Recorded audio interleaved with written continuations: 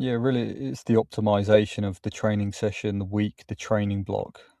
And a question that sprung to mind for everyone to, and really it's rhetorical, like kind of a yes or no answer. It's like, if you could improve from far less or more optimized training, would you do it? Kind of speaks for itself. Like, and here's the thing: we're not going to adapt from something that we train too intensely, because that will bleed over into other sessions. And if our lifestyle isn't in the best place in terms of stress management, our sleep, our nutrition, we're not going to recover, and therefore we're not going to get the adaptations from it.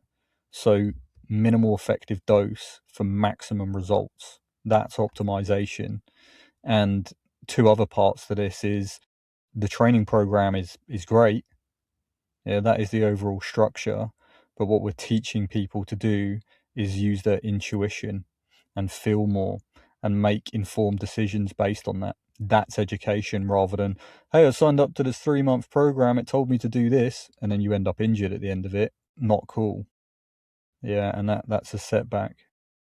So stop following things blindly because the program says, or the approach says, like the greatest guide is yourself. So listen to that. But it might be hard to hear if actually there's been a lot of misinformation. So another thing we help people do is unlearn those habits and behaviors. Most of them, they kick and scream. But now the ones that have dropped that, they're shouting from the rooftops because they got phenomenal results. So it is a process. Yeah, it's not about clicking our fingers and that's it. You're an overnight success, like Mitch was saying about the top guys in the sport.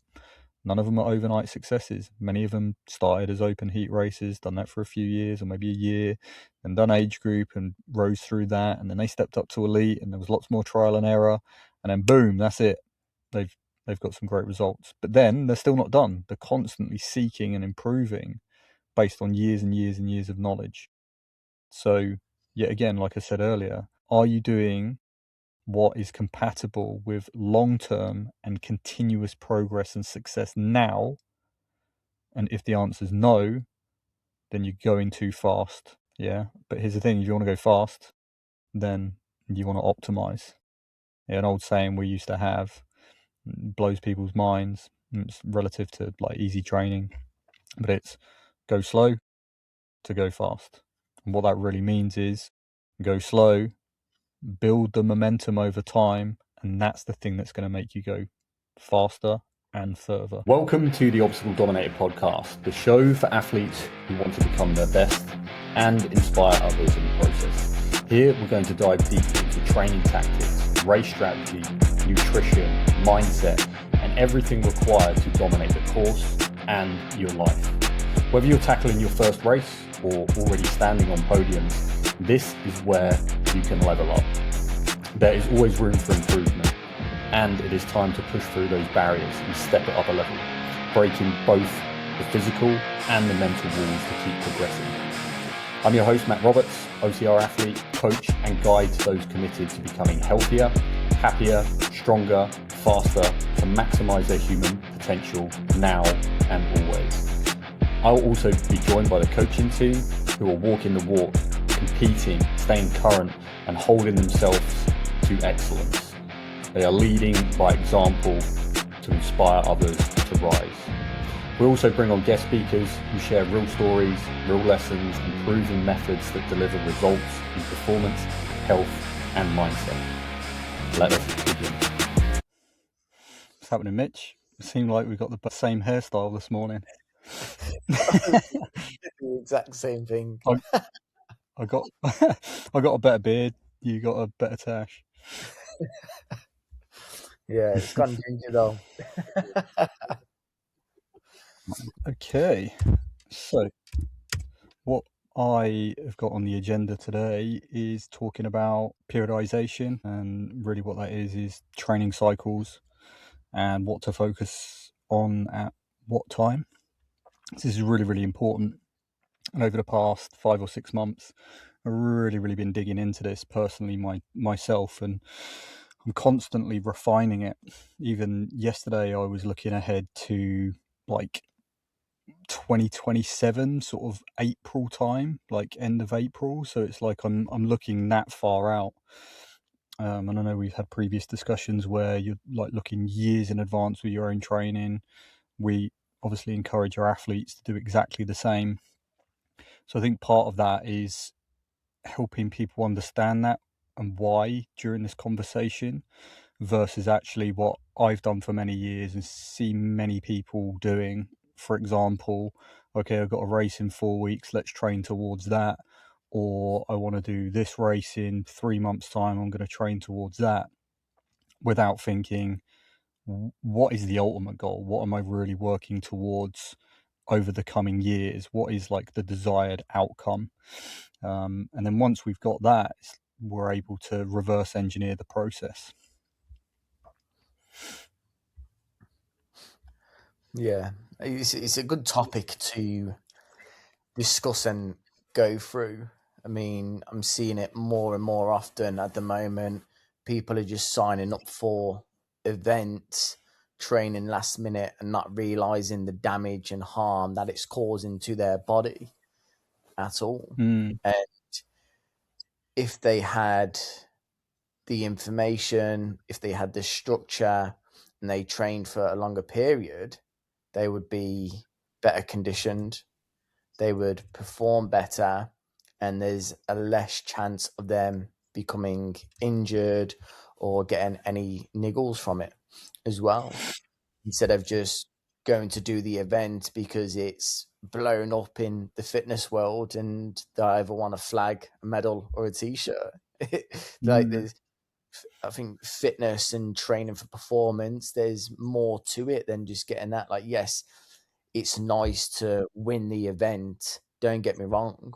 Like, we are very competitive athletes and we want to win, we want to do the best, but also there's a lot more to it than just going there and thrashing yourself at such a mm. short period of Yeah, time, really. yeah, I agree. And what I think as well, from when I first started racing, because there were multiple races on every weekend of set distances, I was like, well, I'm going to get my money's worth. I'm going to do a full trifecta every single weekend. And I feel like it's become a bit of a culture within Spartan. And maybe because Spartan is maybe not necessarily a brand, but Spartan is like a civilization. And they're hardy, they're disciplined, they're warriors.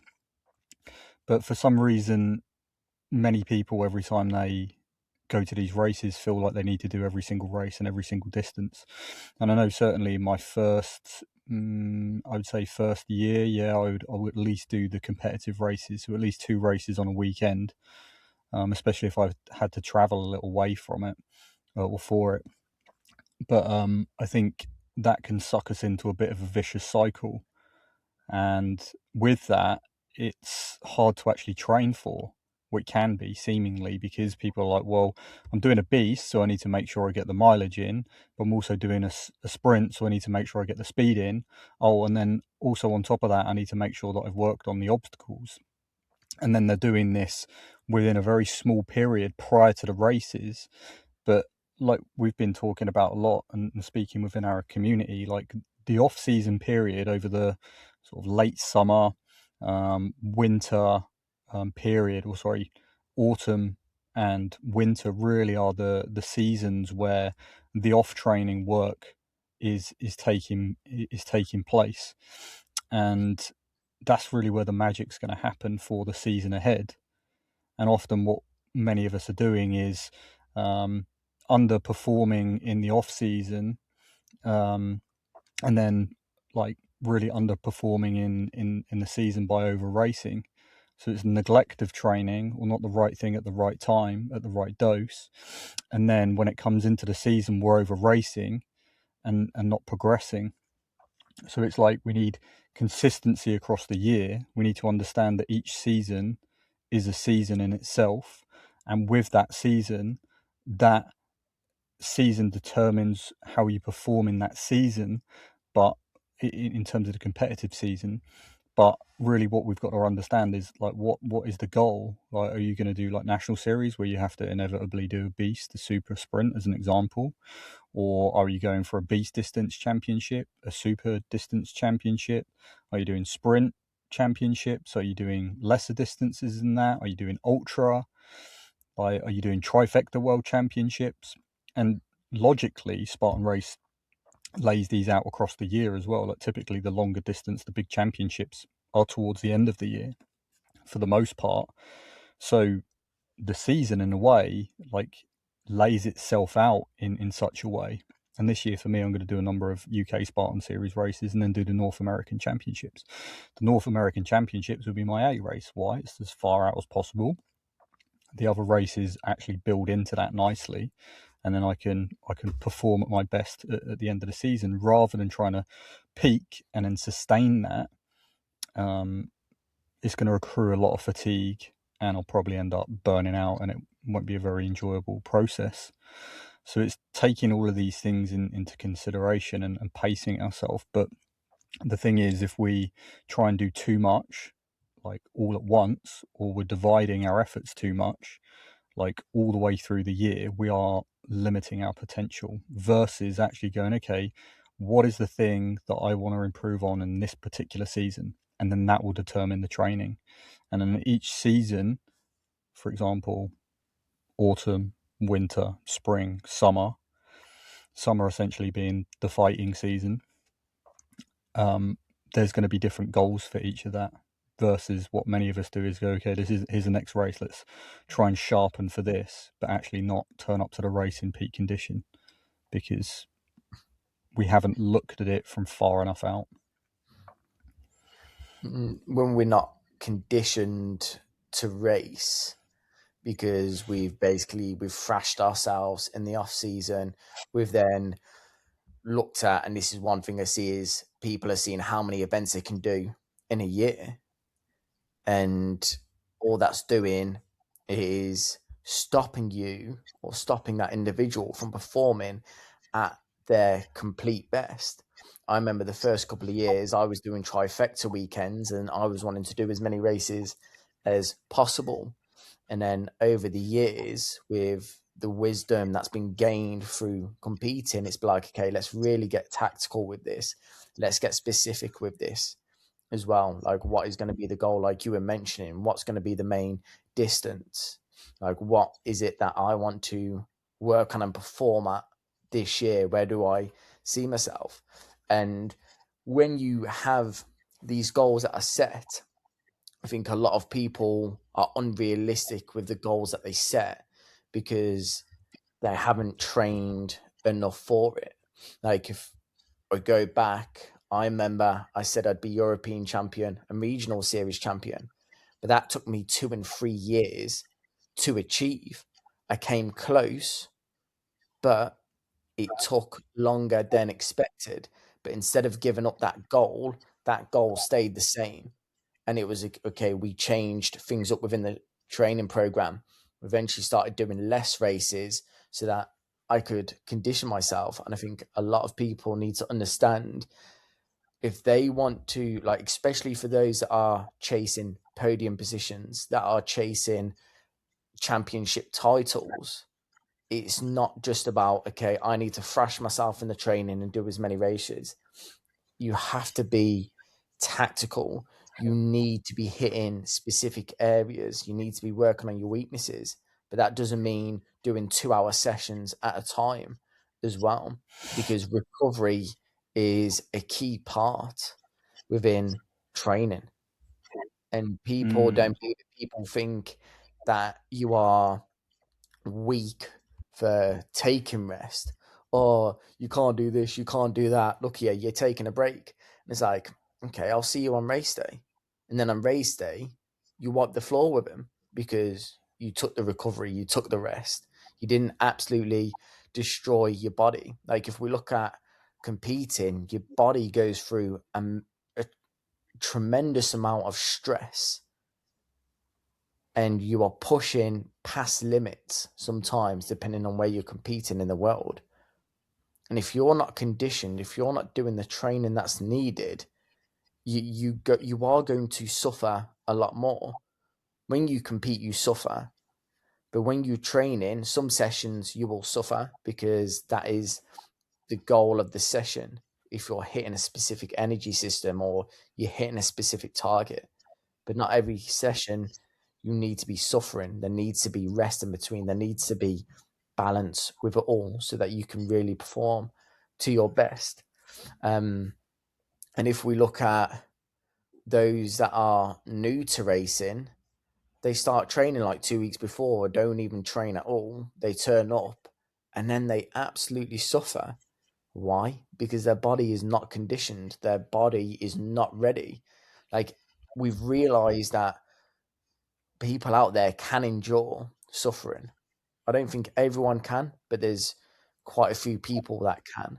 But that doesn't mean you are performing to the best that you are capable of. Yeah, an interesting thing sprung to mind during this whole process is it's about identifying where you're at and identifying the primary limiter before that primary limiter actually shows up and limits you. And a big thing we've been talking about in the community over the past, say, 6 weeks or so is the difference in cardiovascular fitness and the different aspects of physiology. So one part of that being our energy systems and our engine, and training things like our aerobic base and threshold work and VO2 max and other anaerobic stuff. But then the other aspect is neuromuscular training. Yeah, the chassis. So looking at the nervous system, looking at the connective tissue, like the ligaments, the tendons, the muscles, and really the durability of those, because this is the biggest limiter for many people. It's never a case of the fitness holds them back in terms of how hard they can push. It's never a VO2 max or aerobic base problem. Yeah, that can be developed, and often those energy systems develop a lot quicker than the chassis. So the reason we're talking about all this, and we really like stress this a lot, is because if you get injured, you're going to be out the game for a period of time.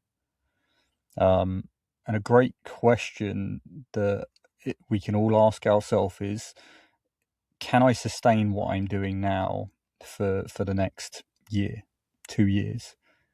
If the answer is no, then you're running faster than you can actually keep up with right now.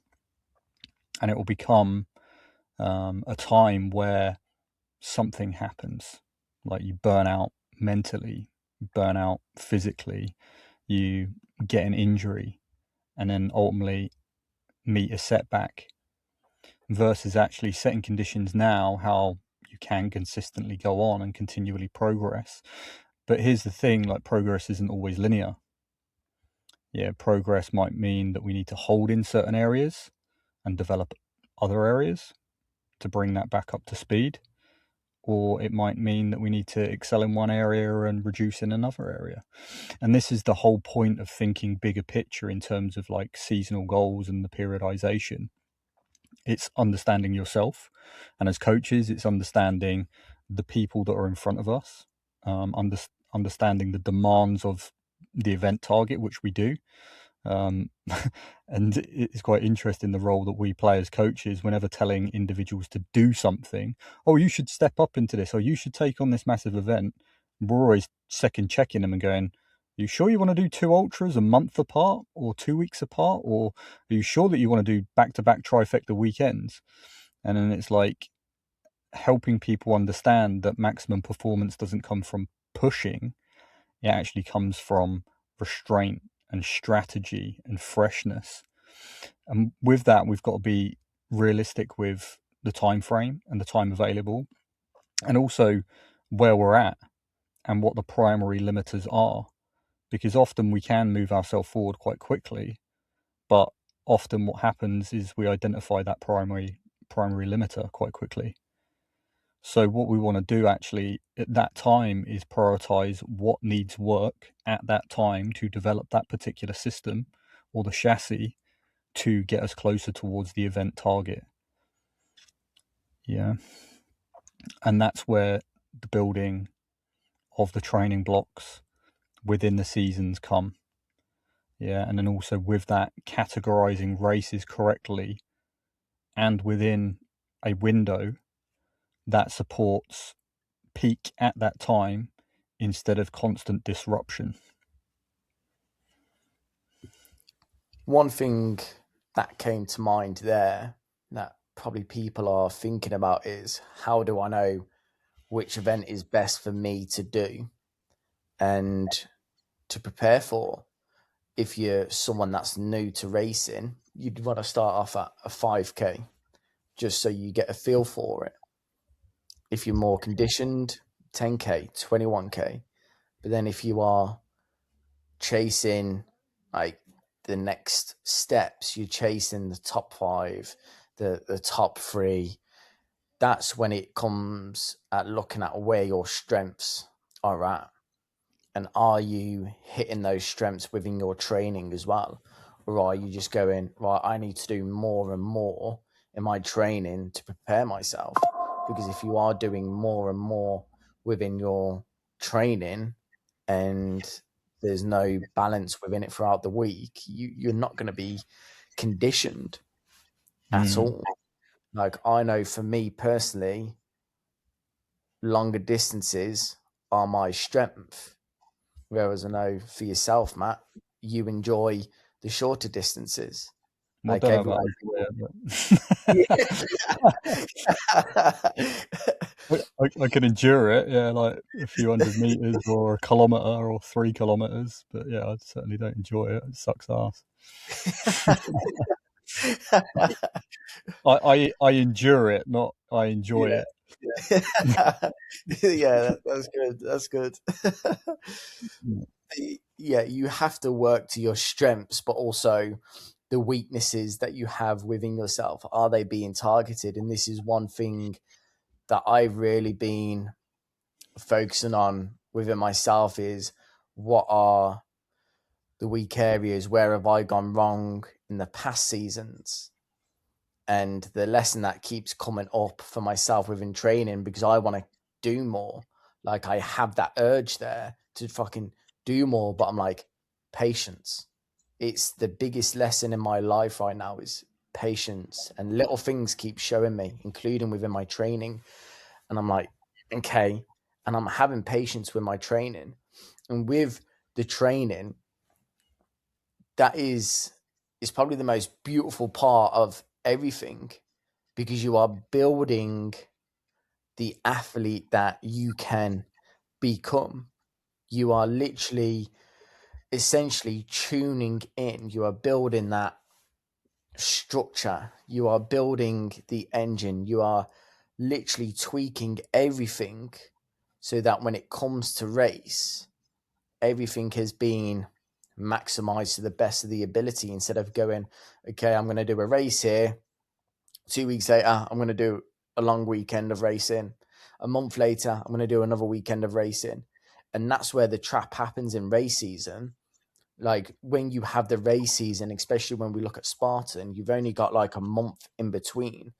So you're not able to get solid training in. It's more, I would say, you're maintaining what you've built in the off season because of the process of recovery and preparation.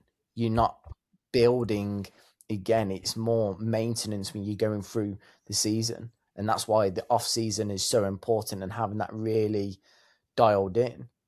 And to think about it, when I've raced in the past, it's then I've pushed too hard to get fitter, stronger, and faster within such a short period. And that backfired. Whereas now it's just maintain, accept it. You're just maintaining that level. And here's the thing as well with this and our goals, that there is time for it all if we plan ahead. That there's so much that I want to do just generally in life, not just within racing. But instead of going, right, that's it, I'm going to do it all over the next 2 or 3 years, it's like, no, actually, one goal, one process, commit to it, stick to it, and see how that translates. And this is a massive problem. We swap and change, and like I said, like with Spartan in particular, the series kind of lends itself to that as such, because it's like, well, I've got to train distance, then I've got to train middle distance, then short distance, and then maybe I'll have to do I don't know, a championship event, and maybe they don't line up in a logical sequence. But here's the thing, like, and I was even journaling on this, and I've written some posts that are going to come out in the next week or so. But really, it's like, commit to that one goal. And my one goal for the past 6 months has been 5K development. Yeah, bringing that pace down. And guess what? That's going to be the goal for next year as well. So I've built that. I've hit some incredible paces. I'm now going to sharpen a little bit. And then I'll go into the season where there will be progress, because I'm going to be fresh. Like, I'm going to develop off the back of the races. But then I will take some time off, and then this time next year I'm going to be even fitter, and that will become the base. And this is the benefit of committing to one goal, one process applied consistently over time. But here's the thing: 5K relates to 10K, 10K relates to half marathon distance. So by focusing on one thing, I've actually developed other race distances, versus trying to do marathon, half marathon, and then I'll do a 5K in this. It's like, it's all stress, and it's all too divided, because with each one of those distances there's a different pace and a different energy system technically. So we can divide our efforts, and that's the thing that can really, really hold us back. And it's a big thing. Like this weekend there was like some half marathons, people getting PBs. I was like, fucking great effort, like you've gone and like hit a PB in half marathon. But then at the same time they're doing 10K races, and then they're doing trail races, and then they're doing hybrid races, and then they're doing Spartan races. And yeah, it all feels productive and like you're moving your fitness forward, but actually the fitness doesn't move forward from what you do. The fitness moves forward on what you optimize and what you choose not to do, and then how fresh you are when you turn up to these events. So it's not changing the goal too often. If we do that, we're dividing our efforts. We're increasing the amount of stress, and ultimately it's taking us longer to get to the ultimate goal. So that's the first thing. We've got to understand what the ultimate goal is. Otherwise, we're always flicking and changing between different things. And that's really, really problematic. So like I said a little while ago, it's like looking at what is the primary limiter. And I know for me, over the past few years, in terms of physicality, it's been the running. Obstacle efficiency is pretty good. It doesn't really need to get any better, to be honest. Of course, there's always room for improvement, but I'm not going to set the world on fire by doing a rig in half a second quicker. Yeah, it's the reality of the situation. But if I knock off 5 seconds per kilometre, that makes a big deal. If I knock off 30 seconds off a total race time, that makes a big difference when you're gunning for top positions. So that's the way we want to look at it.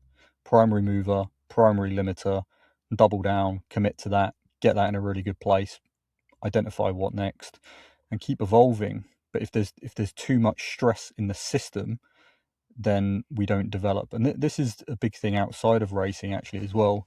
I mentioned it on one of our coaching calls last week.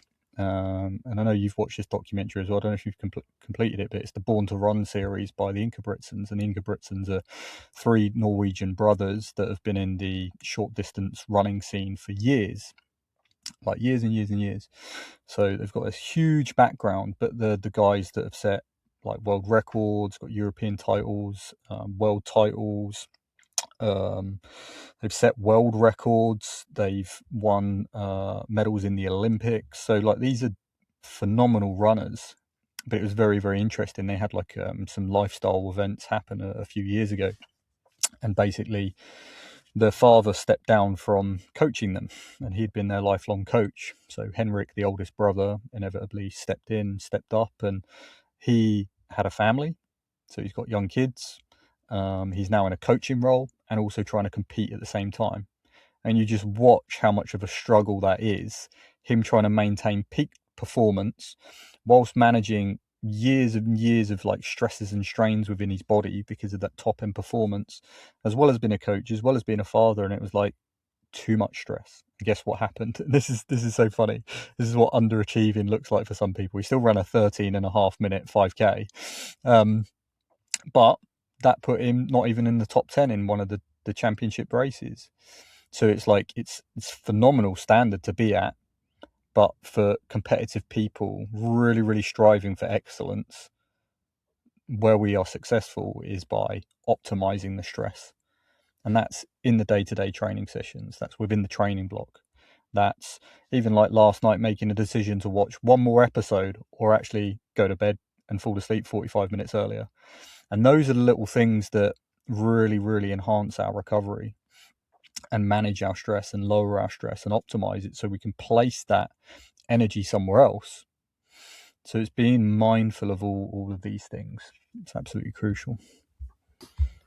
And like going back to that documentary as well, is Henry Coy also talks about the injuries from competing and the strain, how they then started to affect his performance. And you could see it when he was stressed, when he was dealing with everything that was flaring up old injuries as well. Mm-hmm. Mm-hmm. Because your nervous system is what controls the body, it's what sends signals to the body.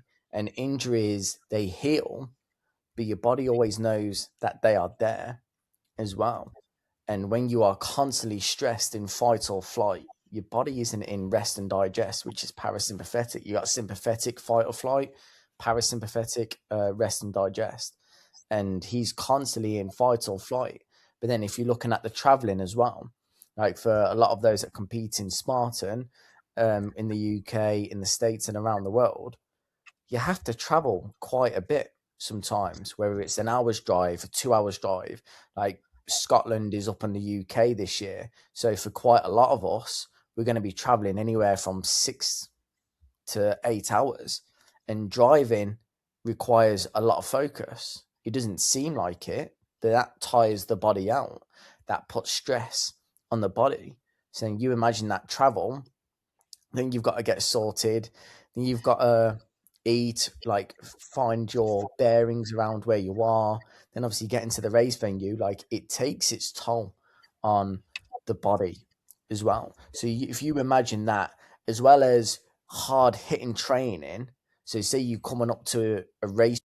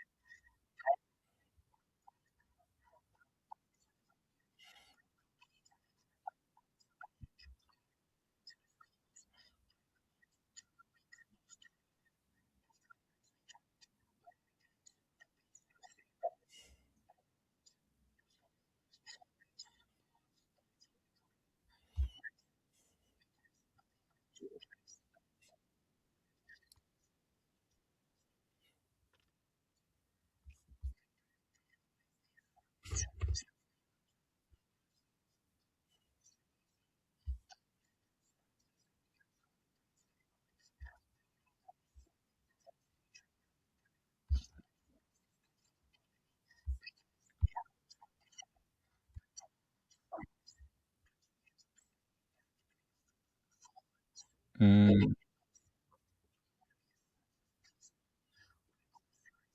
mm, definitely. And it comes down to all the little decisions. So planning ahead and mitigating as much friction and stress as possible.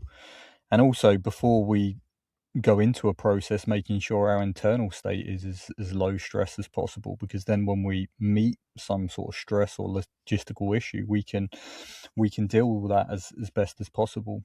But a little way like of of putting this some context on this, I've just done a training session on the bike. So I was doing some threshold work, and a lot of people are like, right, let's get really deep into zone 4, that's going to maximize the benefits. But it's like, okay, you're in threshold, you're going to be developing that particular area, but it's more costly to be operating at the top end of that than just inside it. And that's a decision how we manage stress. It's like, okay, do we need to be deep into it, or can we actually do just enough, optimize the stress, get 80% of the benefits, and feel better for it day in, day out, and bounce back stronger and recover? And if we look at making those small decisions, that's the thing that translates over time versus I've got this race in 4 weeks' time, I've got to squeeze in as much training as possible. Yeah, it's not the way to roll. It's really going to equate to a disaster down the line.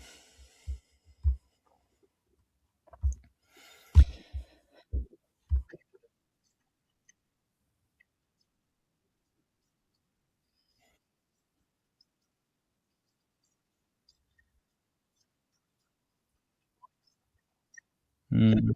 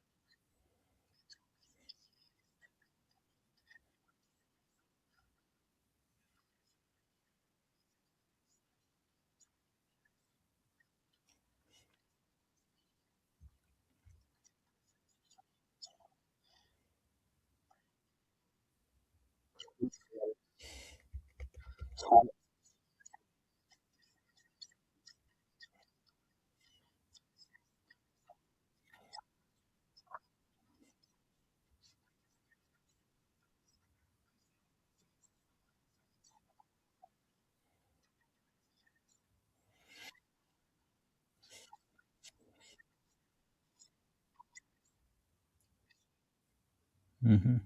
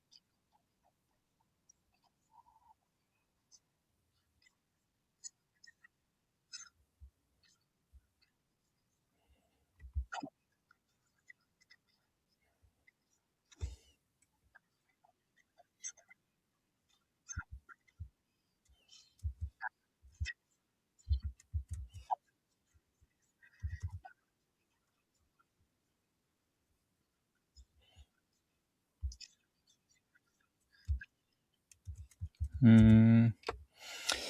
Yeah, some real key points here, and I think the biggest thing and why we have these conversations and why we put stuff out on social media is to help people understand, like through education, like proper education, through lived experience, and through working with a lot of people now and seeing what works, what doesn't, and really mitigating as much as possible, or avoiding people burning out, getting injured.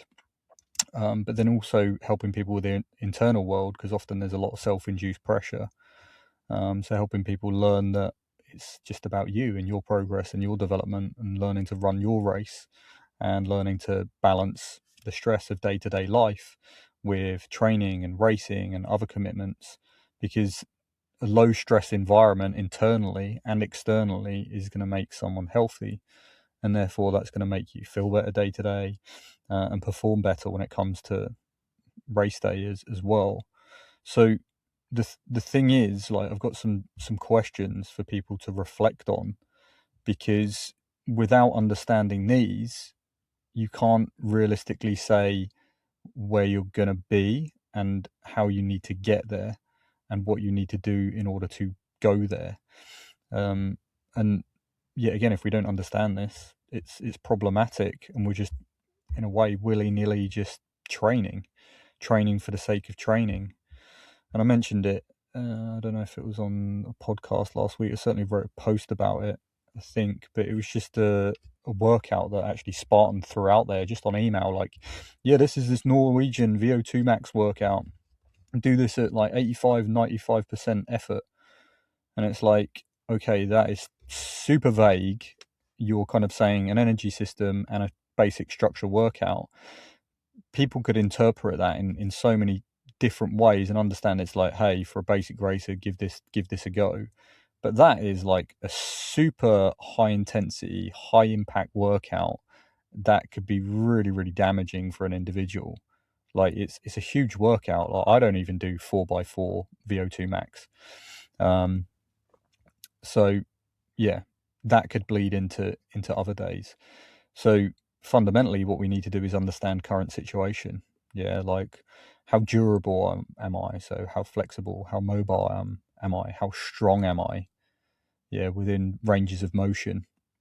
Yeah, where is my current aerobic base? Do you even know? Do you know where your lactate threshold, lower end, upper end are set? Do you know where your VO2 max is? Yeah, and how efficient are you at speeds and demands for your event requirements? So without knowing that, we don't know where to go. And this is a huge, huge failing.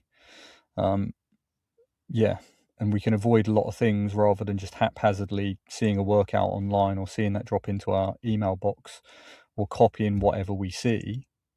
We need to be specific, and it's absolutely crucial. And one of the things we actually do, if you join the OCR school, which is our free group, where we go into more detail about this. I actually dropped a post into the group yesterday, talking about this, so you can self-assess. But also part of that, you can book a race readiness review audit, which is either a text conversation, or you can jump on a phone call with me and we can chat about it. All right, there's no commitments required. It will just help you understand more about where you're at, and then if needed, we can show you what assessments to do, which will be a game changer.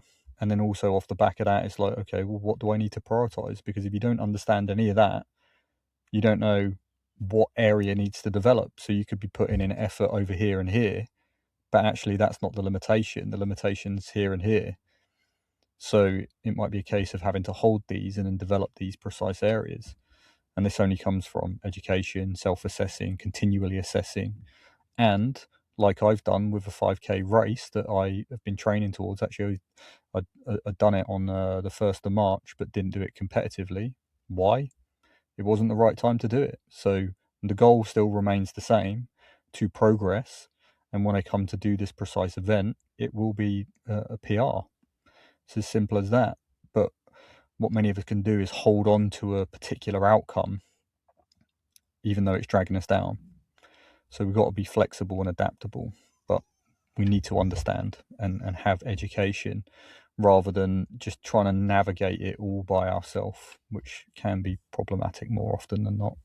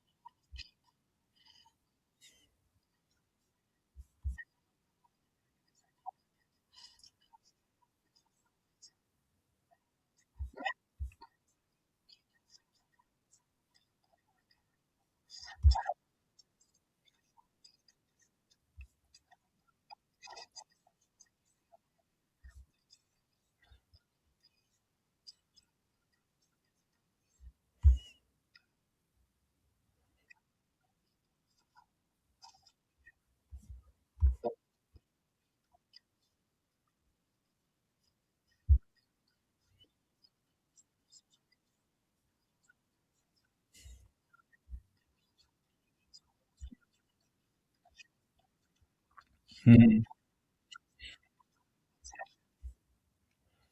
Yeah.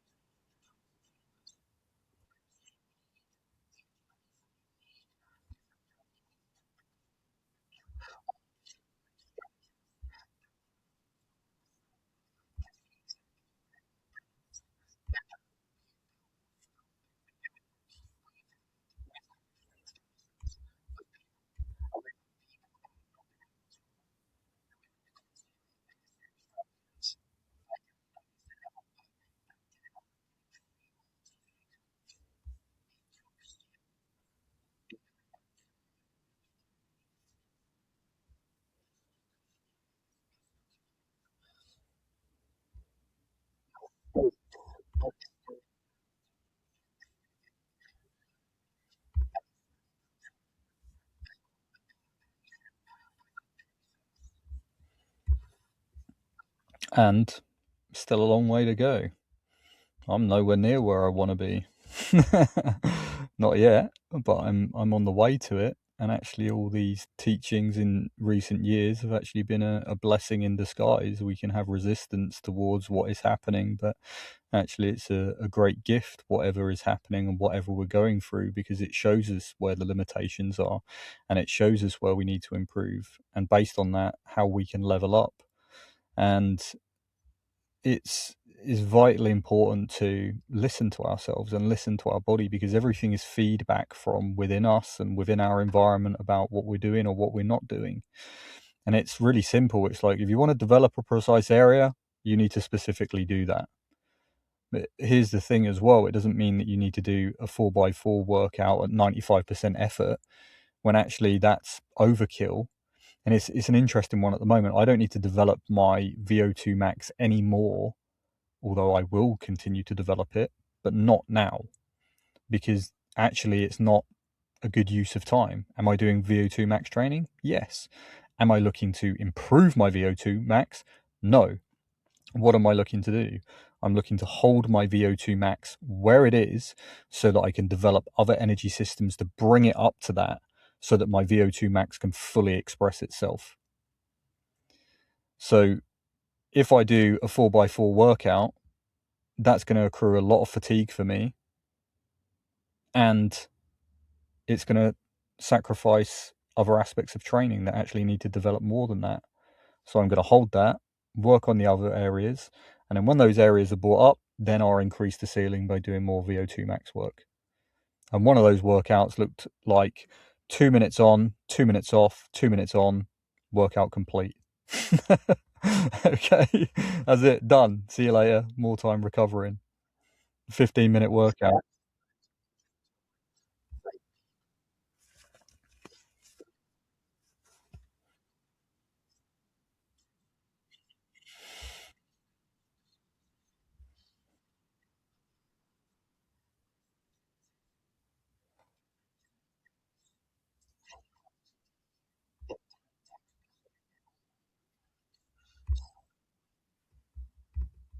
Mm,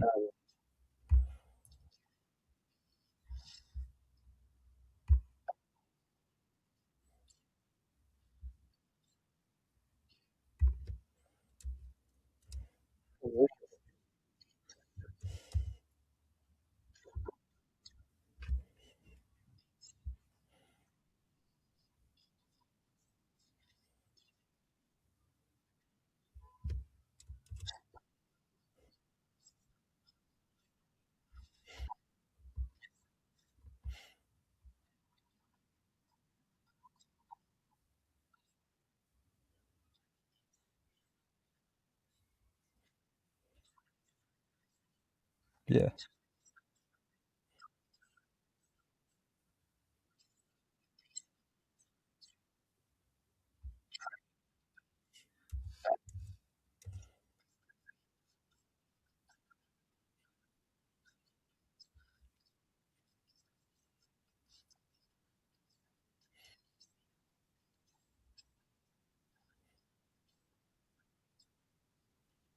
Mm,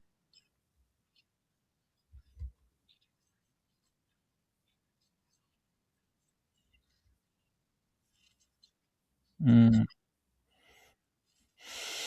Yeah, really, it's the optimization of the training session, the week, the training block. And a question that sprung to mind for everyone to, and really it's rhetorical, like a kind of a yes or no answer. It's like, if you could improve from far less or more optimized training, would you do it? It kind of speaks for itself. Like, and here's the thing: we're not going to adapt from something that we train too intensely, because that will bleed over into other sessions. And if our lifestyle isn't in the best place in terms of stress management, our sleep, our nutrition, we're not going to recover, and therefore we're not going to get the adaptations from it. So minimal effective dose for maximum results. That's optimization. And two other parts to this is, the training program is great. Yeah, that is the overall structure. But what we're teaching people to do is use their intuition and feel more and make informed decisions based on that. That's education rather than, hey, I signed up to this 3-month program, it told me to do this, and then you end up injured at the end of it. Not cool. Yeah, and that's a setback. So stop following things blindly because the program says, or the approach says, like the greatest guide is yourself. So listen to that. But it might be hard to hear if actually there's been a lot of misinformation. So another thing we help people do is unlearn those habits and behaviors. Most of them they kick and scream. But now the ones that have dropped that, they're shouting from the rooftops because they got phenomenal results. So it is a process. Yeah, it's not about clicking our fingers and that's it. You're an overnight success, like Mitch was saying about the top guys in the sport. None of them are overnight successes. Many of them started as open heat races, done that for a few years or maybe a year, and done age group and rose through that. And then they stepped up to elite and there was lots more trial and error. And then boom, that's it. They've got some great results. But then they're still not done. They're constantly seeking and improving based on years and years and years of knowledge. So yet again, like I said earlier, are you doing what is compatible with long-term and continuous progress and success now? And if the answer is no, then you're going too fast. Yeah, but here's the thing: if you want to go fast, then you want to optimize. Yeah, an old saying we used to have blows people's minds. It's relative to like easy training, but it's go slow to go fast.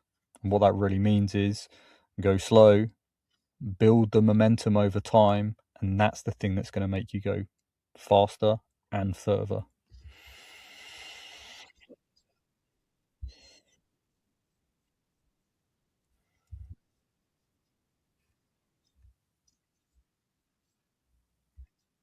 Mm,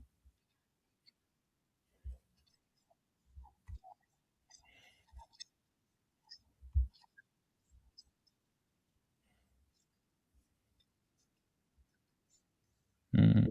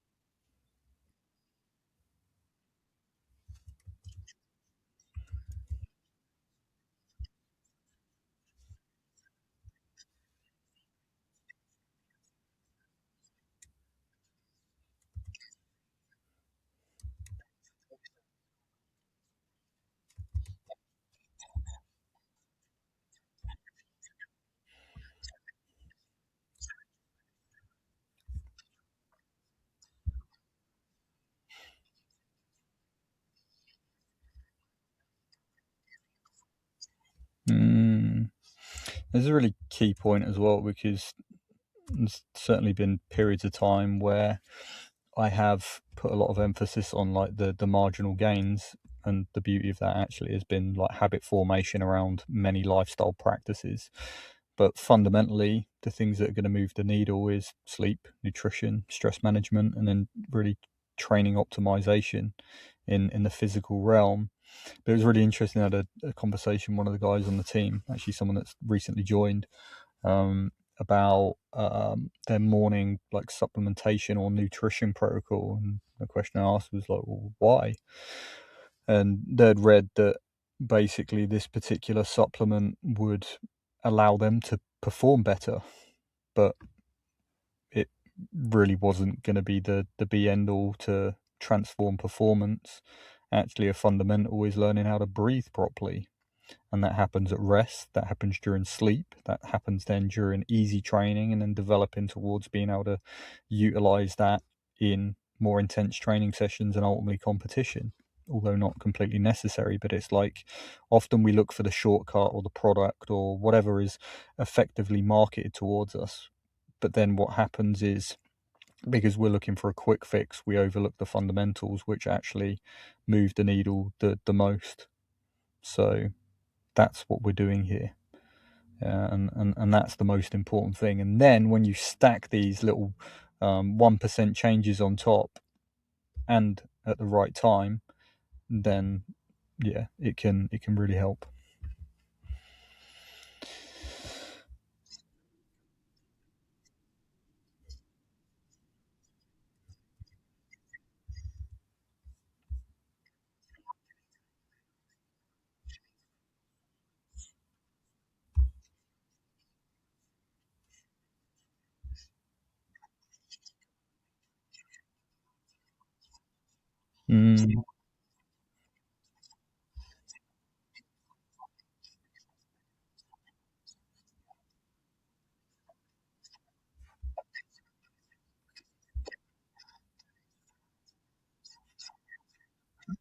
Yeah.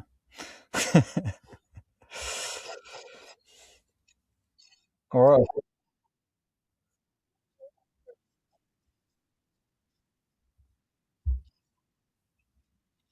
It's important to note and listen to. Yeah, don't overlook the fundamentals. If anything, they can be a distraction and limiter, and really slow us down.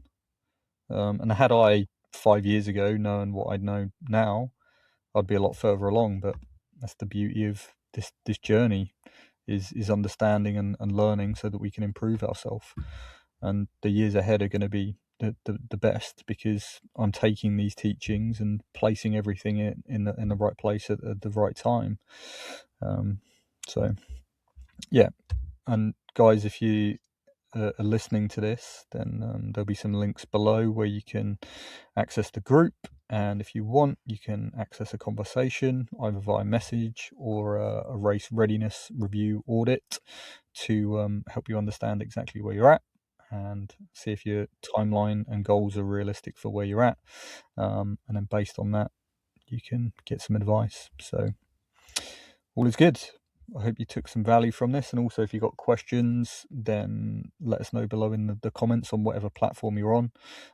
If you're over on YouTube, give us a like, give us a subscribe, and if you want to give us a rating over on Spotify as well, would be very much appreciated, so we can reach people just like you in the competitive realm looking to improve themselves. And if you know someone else will take value from this, then share this podcast with them. Any closing thoughts, Mitch?